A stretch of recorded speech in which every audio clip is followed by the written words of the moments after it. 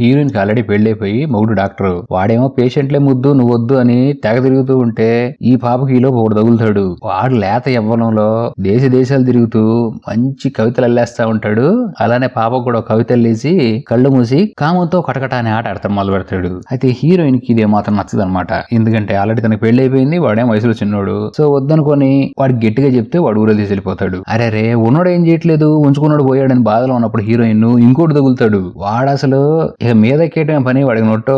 అటు రెండు ఆప్షన్ ఏమి ఉండదు. పెళ్ళైనా కూడా ఈ అమ్మాయి ఎందుకు ఇలా చేయాల్సి వచ్చింది, ఇదంతా మూడికి తెలిసిందా? తెలిస్తే ఏం చేశాడు? ఈ తట్టావా తడుతావా తట్టించుకుంటావా అనే కార్యక్రమాన్ని ఎక్కడ మిస్ చేయకుండా చూడాలనుకుంటే వీడియో స్కిప్ చేయకుండా చివరిదాకా చూడండి. అలానే ఇలాంటి మరిన్ని ఇంట్రెస్టింగ్ వీడియోస్ కోసం వీడియో లైక్ చేసి వెంటనే మన ఛానల్ సబ్స్క్రైబ్ చేసుకోండి. మూవీ ఓపెనింగ్ లోనే మన హీరోయిన్ చూడండి అడవిలో పడి పరిగెత్తుకుంటూ పోతుంది. ఈ అమ్మాయి పేరు యమ. అలా పరిగెత్తుకుంటూ వెళ్ళిపోయి సడన్ గా పడిపోతుంది. ఎందుకు పడిపోయిందో తెలియదు. అక్కడి నుంచి అమ్మాయిని క్లోజ్అప్ తీస్తే మూవీ 1800 నడుస్తూ ఉంటుంది. ఓ స్కూల్లో రూల్స్ అనేది చాలా స్ట్రిక్ట్ గా ఉంటాయి. స్ట్రిక్ట్ రూల్స్ ని ఫాలో చేయడం హీరోయిన్ కి ఏ మాత్రం ఇష్టం ఉండదు. ఎప్పుడు పొద్దున్న వేసిన దగ్గర నుంచి మంచి సాంప్రదాయమైన పెళ్ళంలాగా ఎలా ఉండాలో నేర్పిస్తూనే ఉంటారు. ఇక హీరోయిన్ తెలుస్తుంది వాళ్ళ నాన్న ఈ పాప గోల భరించలేక పెళ్లి ఫిక్స్ చేసేసాడు. పాప దేవుడి దగ్గరికి వెళ్ళి దండం పెట్టుకుని నాకొచ్చే మొగుడు నేను డ్రమ్ములు కుక్కర్లు వాడకుండా అంత దూరం తీసుకెళ్లేదాకా చేయి మాకు అని చెప్పి దండం పెట్టుకుని బయటకు వస్తుంది. అంతే అక్కడి నుంచి చర్చిలో అడుగు పెడితే పాప వెడ్డింగ్ డ్రెస్ లో ఫస్ట్ తన హస్బెండ్ చూస్తుంది. అతని పేరు చార్ల్స్. మనోడు ఏదో వచ్చిన డాక్టర్. అబ్బాయి చాలా మంచోడు. ఇక ఇద్దరు అలా పరస్పరం చూసుకుంటూ రంగుల కార్యక్రమం అయిపోయిన తర్వాత హీరోయిన్ వాళ్ళ నాన్న తల్లి లేని పిల్లని గారాబంగా పెంచుదాం అనుకున్నాను, నువ్వేమో నిన్ను గర్భవతి చేసేవాడి కోసం గోలగోలు చేసి పెళ్లి చేసుకున్నావు, సరే ఏదోటి నీ జావు నువ్వు జావు అని చెప్పి పంపించేస్తాడు. ఇక రాత్రి అవగానే ఏముంది, పెళ్లి అయిన తర్వాత ఏముంటుంది, నైట్ అవగానే లైట్ ఆగిద్ది, పాపకు లైట్ మోగిద్ది. అంతే టాప్ లైట్ వెలుగుతూ ఆగుతూ రాత్రి మొత్తం సుఖాన్ని పొందేసిన తర్వాత నెక్స్ట్ డే అంతా పని చేసిన డాక్టర్ మాత్రం కరెక్ట్ గా 5 లేసి నేను జంప్ అంటాడు.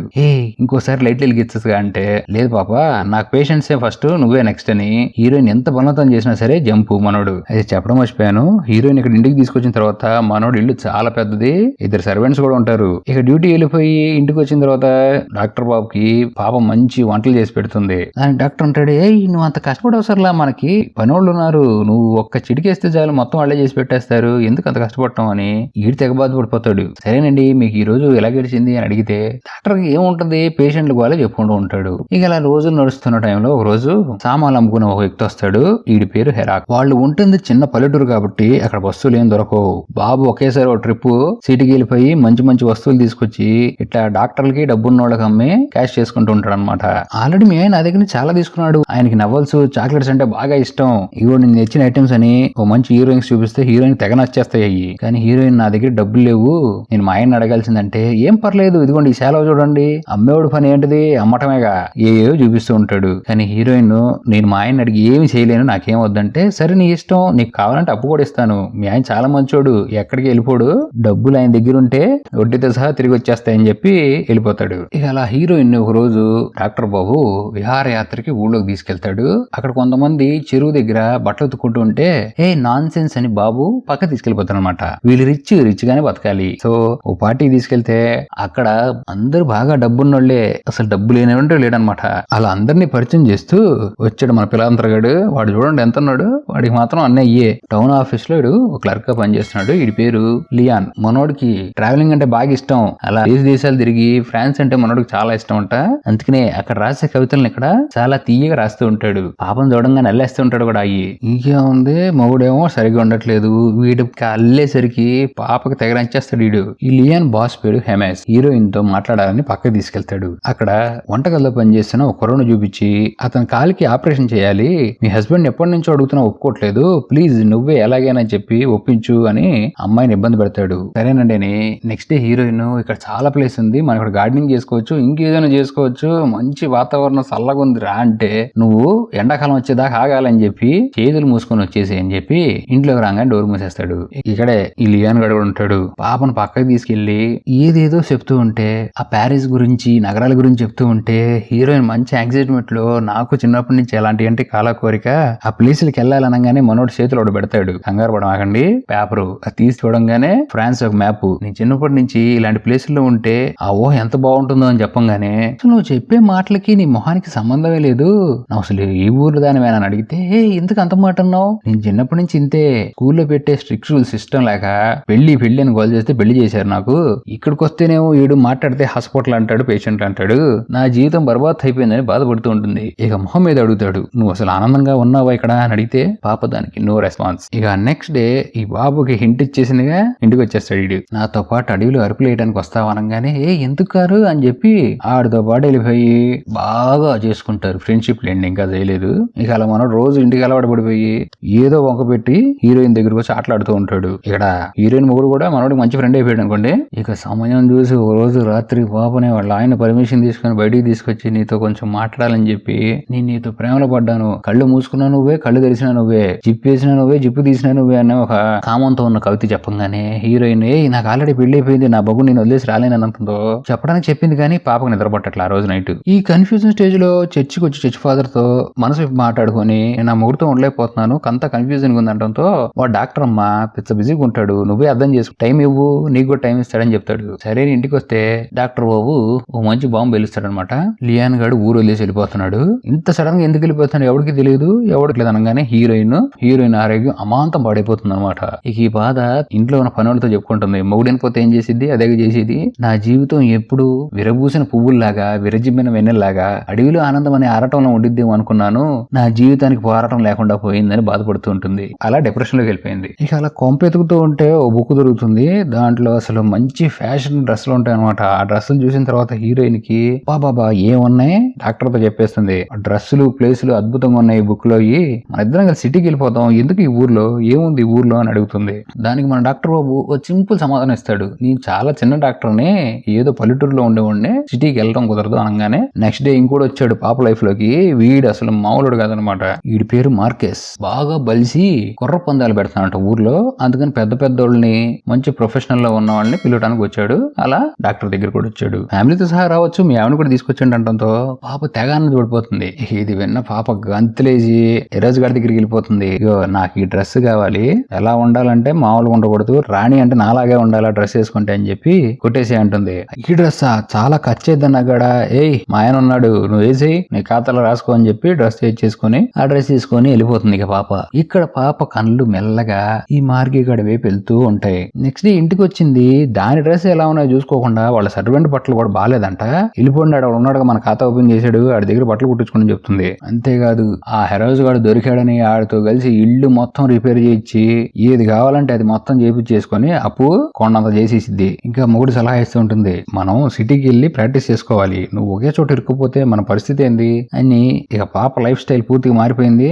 రాణిగారులకు తిరుగుతుంది చూడండి. ఈ మార్కస్ గారి దగ్గరికి వెళ్తే వాడు మొగుడు తెలియకుండా ఒక చీటీ ఇస్తాడు. ఆ చీటీలో ఏముందో ఆత్రం, మొగుడు పక్కన ఉన్నాడు. నాకు ఒంట్లో బాగాలేదని ఇంటికి వెళ్ళి ఆ చీటీ ఓపెన్ చేసి చదివితే ఎవరు కనపడకుండా నువ్వు సందులో గొంతులో దూరి ఓ పాడు పడిపోయిన మంగళలోకి వచ్చేసి మొత్తం వ్యవహారం చేస్తా అని చెప్పి బాబు ఆడ పిలిపిస్తాడు. ఇక రాగానే మనోడు అసలు ఏ మాత్రం మొహమాటం లేదు, సిగ్గు శరం వాడికి అసలు లేదు. ఆ పిల్ల పెళ్ళిందనే గాని ఈడు నిన్ను మర్చిపోలేకపోతున్నాను, నా చేతిలో కర్ర పిసుకుతూ ఉంటే నిన్ను పిసుకున్నట్టే ఉంది, ఏమంటావు నువ్వు అని. నీ సమాధానం ఏంటి అనగానే హీరోయిన్ పాప, నేను కేవలం నీకు ఫ్రెండ్ లాగే ఉంటా, నువ్వు అంతమించి ఏం ఎక్స్పెక్ట్ చేయద్దు నాన్న అనగానే బాబు కూడా అలిగి పొంగ మూతి పెట్టుకుని వెళ్ళిపోయాడు. ఈ పాపకి మనసులో బేజం పడిందిగా. ఇక అది మొక్క మొలిచి సెట్ అయిపోవటమే. మొగుడికి అబద్ధం చెప్పి మార్కెస్ గడి దగ్గరికి వచ్చింది.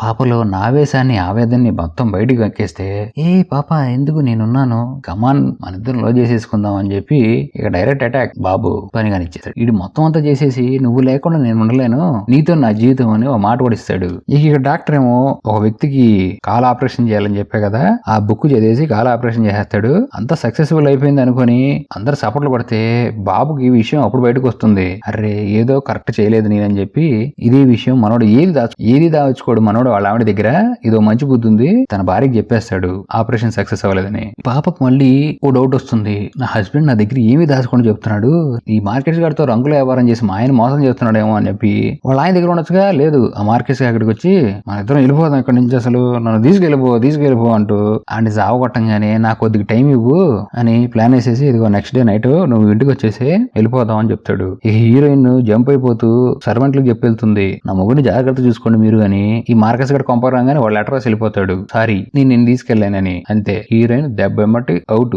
ఇంకా ఫుల్ డిప్రెషన్ లోకి వెళ్ళిపోతుంది. ఇక మొహం మీద నవ్వు అనేది లేకుండా పోయింది. ఇక్కడ ఆపరేషన్ ఫెయిల్ అయిపోయింది. డాక్టర్ కి ఏం చేయాలో అర్థం కావట్లేదు. అప్పుడే ఈడున్నాడుగా, ఈడు మామూలుడు కాదు, ఈ సెల్లర్ గాడు ఓ చెక్క కారు తీసుకొచ్చి ఇది పెట్టే అబ్బాయికి వాడు పరిగెత్తాడు అనడంతో, అవునా భలే బతికిచ్చాను అనగానే, ఆగాగి నాన్న ఇది చాలా కాస్ట్ ఎక్కువ, అంత అంతేకాదు నీ పెళ్ళం పాప చాలా అప్పులు చేసింది నా దగ్గర, ఇవన్నీ కలిపితే కొండకి వడ్డీ చేస్తే ఎంత అవుతుందో అంత అవుతుంది, ఏంది మరి అని అడిగితే చాలా ఎక్కువైపోయినాయి, నేను కట్టడానికి టైం ఇవ్వని డాక్టర్ అడుగుతాడు. ఈ సెల్లర్ గడ్డ కూడా వీలైనంత త్వరగా కడితేనే బాగుంటుంది, లేకపోతే లీగల్ గా యాక్షన్ తీసుకోవాలని చెప్పి వెళ్ళిపోతాడు.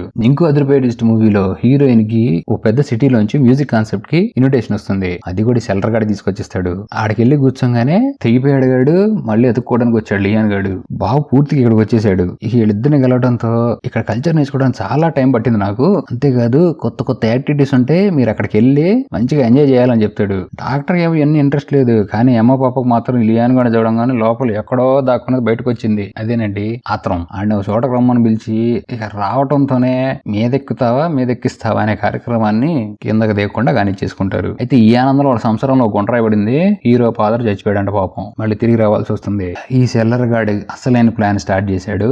నువ్వు నా దగ్గర చాలా అప్పులు తీసుకున్నావు, మీ ఆయనకి చెప్పు తొందరగా అప్పు తెచ్చమని, అది కనుక కట్టకపోతే నీ ఎఫ్ఐఆర్ గురించి మీ ఆయనకి చెప్పేస్తా అని బెదిరిస్తాడు. అంతేకాదు డాక్టర్ వాళ్ళ ఫాదర్ చనిపోవడంతో ఆస్తి మొత్తం అతనికి వచ్చేసింది, ఆ ఎంఎస్ కూడా నా అప్పు తీర్చొచ్చు అని సలహా ఇచ్చి వెళ్తాడు. ఈ హీరోయిన్ మళ్ళీ మామూలుగా ఆనందంగా ఉంటాయని ట్రై చేస్తూ పియానో వాయిస్తూ ఉంటే డాక్టర్కి ఇది బాగా నచ్చుతుంది. ఏంటి అంటే బానే ఉంది కానీ నేను పియానో బాగా వాయించలేకపోతున్నాను, అక్కడ మ్యూజిక్ కాన్సెప్ట్ లో పియానో బాగా వాయించారు కదా, లియాన్ గడ్ కూడా ఉన్నాడు, నేను అక్కడ నేర్చుకుంటే బాగా వాయిస్తానని చెప్పి డాక్టర్ చెప్పడంతో అవునా నిజమా, సరే వాయించడానికి వెళ్ళని దగ్గరుండి పాపం తెలియని భర్త వాయించుకునే ప్రోగ్రామ్ స్టార్ట్ చేయడానికి పంపిస్తాడు. ఇంకేముంది అన్అఫీషియల్ లైసెన్స్ దొరికటంతో పాప వెళ్ళి ఆ లియాన్ గడ్తో గపాగపు ఎక్కడ దొరికితే అక్కడ కానిచ్చేస్తూ సాయంత్రం గానీ ఇంటికి వస్తూ మొగుడుతో ఉన్నప్పుడు డాక్టర్ చెప్తాడు, ఏం మనిషి నువ్వు ఇన్నప్పులు చేసేసావు వాడి దగ్గర అంటే హీరోయిన్ ఒకటే అంటుంది, నేనంతా ఇంటి కోసమే కట్ చేశా, నేనేమీ నా సుఖం కోసం ఏం కట్ చేయలేదు, ఆయన అప్పులు ఏముంది కట్టేయచ్చుగా అంటే అంత అప్పులు ఆడి తెచ్చానమ్మా అనగానే హీరోయిన్ హట్ అయిపోయి నెక్స్ట్ ఈ సెల్లర్ గడి దగ్గరికి వెళ్తుంది. ఆయన కొద్దిగా టైం అడుగుతుంది.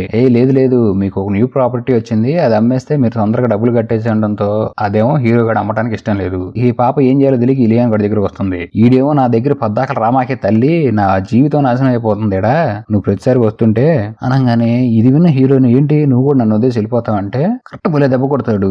వాడు హీరోయిన్ ప్రపోజ్ చేస్తే నాకు పెళ్ళైందండి, ఈడు అదే డైలాగు నీకు ఆల్రెడీ పెళ్ళైందిగా అంటాడు. ఈ పాపకి ఏం చెప్పాలో అర్థం కాక సైలెంట్ అయిపోతుంది. మళ్ళీ నెక్స్ట్ డే వెళ్ళి డైరెక్ట్ గా చదువుకుంటున్న టైంలో కలిస్తుంది. ఈ లియాన్ గడు బయటికి లేకపోతే పిచ్చ చెట్లు ఎడుతూ ఉంటే అయినా సరే వదలదే. ఇక దాంతో లియాన్ గడు టీచరే వచ్చి ఫోన్ బయటికి అని చెప్పి హీరోయిన్ బయటికి చేసేస్తాడు. ఇక ఇంటికి వచ్చి చూస్తే ఉంది ఇల్లు జప్తు చేసేసినట్టు, ఆ ఇవ్వాల్సిన డబ్బులకి వడ్డీగా ఇల్లు లాకేసుకున్నా అని చెప్పి ఓ కోర్టు అగ్రిమెంట్ అతికిచ్చి వెళ్తాడు ఈ సెల్లర్ గాడు. ఇది చూసిన హీరోయిన్ బాబు షాకు. హీరోయిన్ వచ్చి ప్లీజ్ నాకేమైనా హెల్ప్ చేయంటే నేనేం హెల్ప్ చేయలేనప్ప, నువ్వు పెట్టిన అప్పులు చాలా పెద్దయ్యి, నీ ఫ్రెండ్ కూడా హెల్ప్ చేయగలడు, వాడే మార్కస్ అనగానే వాడే మధ్యలో రెండోడు తగులుకున్నాడు కదా గుర్ర పందాలోడు వాడు. ఇక మళ్ళీ పాప నీటికి రెడీ అయ్యి ప్రియా నేను చాలా బాధలో ఉన్నాను, కొద్దిగా డబ్బులు కావాలంటే ఈడు ఎదురు నేనే అప్పులు పాలైపోయాను, నీకేనేవనే తల్లి అని చల్లగా చెప్పడంతో హీరోయిన్ గట్టిగా అడుగుతుంది, నాతో ప్రేమ అని నన్ను ఎక్కడికో తీసుకెళ్లి ఏదో చేస్తానని చెప్పి పైపైన చేసి వెళ్ళిపోతావా, నన్ను మోసం చేస్తావా అని చేసేదేం లేక ఏడుస్తూ అక్కడి నుంచి ఇంటికి వెళ్ళిపోతుంది. ఇంటికి వచ్చి హీరోయిన్ పెళ్లి టైంలో వాళ్ళ నాన్న